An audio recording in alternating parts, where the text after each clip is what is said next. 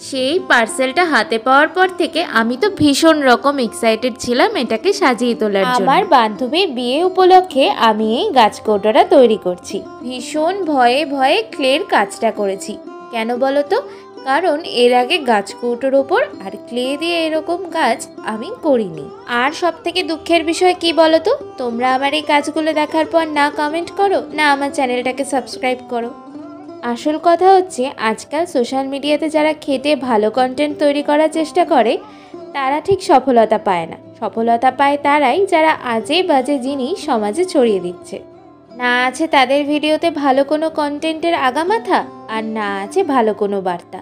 কিন্তু দেখো, সেই সমস্ত ভিডিও মিলিয়নের পর মিলিয়ন ভিউজ হয়ে যায়। আজকে ভিডিওতে শুধুমাত্র ক্লে ফিগারগুলো কালার করে আমি তোমাদেরকে দেখালাম। নেক্সট ভিডিওতে পুরো গাছ কৌটোর সম্পূর্ণ লুকটা তোমাদের সাথে শেয়ার করব। তবে নেক্সট ভিডিওতে টাটা।